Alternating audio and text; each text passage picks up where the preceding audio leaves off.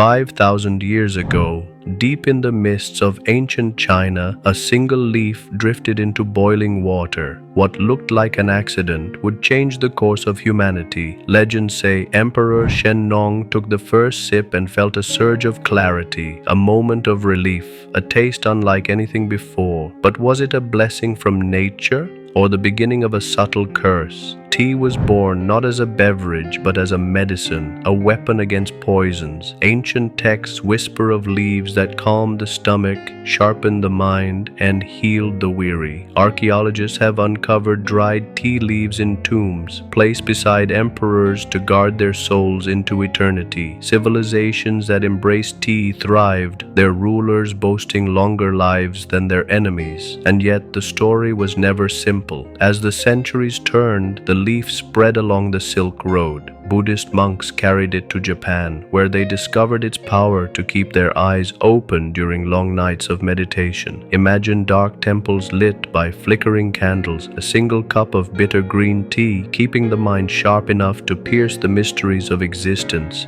Tea became sacred, a bridge to enlightenment. Meanwhile, in lands where tea never reached, people relied on alcohol to survive contaminated water. Medieval Europe drank ale from dawn to dusk, turning daily life into a fog of drunkenness. Communities without tea built cultures on beer and wine, and their lifespans paid the price. When tea finally crossed the oceans in the 17th century, Europe did not welcome it with open arms. Physicians warned that it could corrupt the blood or weaken the spirit, but curiosity overcame fear. The rich and powerful made it a symbol of elegance, sipping in candlelit parlors, while common laborers found in it a miracle that gave them the energy to endure 12-hour shifts in factories. In Britain, tea slowly replaced gin as the national drink, pulling families out of the cycle of drunken poverty. Statisticians began to notice something extraordinary. In communities where tea was adopted, people lived longer and healthier. The leaf was reshaping society itself, but science has always demanded proof, and in the modern era, proof arrived. Studies began to uncover the secrets hidden in the leaf: antioxidants that protect cells from decay, catechins that fight heart disease, compounds that slow aging in the brain. In Japan, where green tea became a daily ritual, doctors reported some of the lowest rates of cancer and cardiovascular illness on the planet. Researchers traveled to Okinawa, one of the world's famous blue zones, and found elders well into their 90s sipping tea beneath the sun, their hands steady, their minds sharp.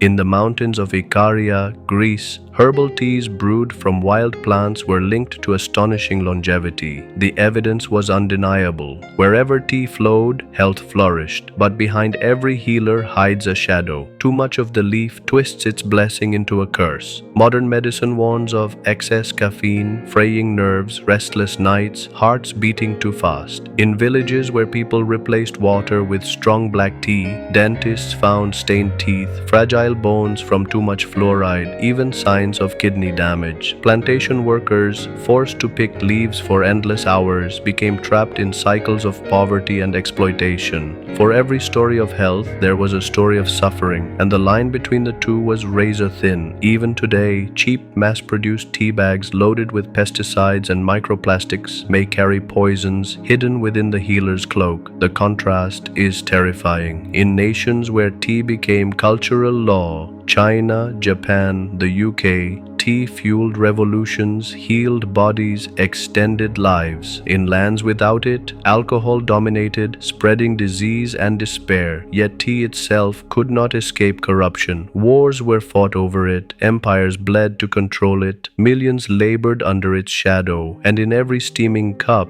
a choice still lingers. Modern science continues to probe its mysteries. A daily cup is linked with sharper memory, calmer nerves, and stronger hearts. But overbrew it, drink it endlessly, and the very same compounds may gnaw away at your body. Tea is a paradox, a mirror of human nature itself, capable of healing, capable of harm. The world's healthiest elders raise it in gratitude, while doctors warn of patients undone by excess. Civilizations rose with it, colonies fell for it, entire cultures live in its rhythm. And now the question returns to you. As steam curls from the cup in your hand, what is it whispering? Salvation or slow decay? Will it cleanse your body, sharpen your mind, extend your life beyond what seems possible? Or will it poison your nights, stain your bones, and enslave your community as it has done before? For 5 millennia, humanity has danced with this leaf, at times in harmony, at times in chains. One truth remains unshaken. Wherever tea exists, stories of healing bloom. Wherever it is absent, societies search desperately for a replacement. Yet in every sip there lies a choice as ancient as time itself. The healer, the poison, the gift, the curse, the empire builder, the soul destroyer. Tonight, as you lift your cup, ask yourself, are you drinking the secret of life or the slowest poison known to mankind?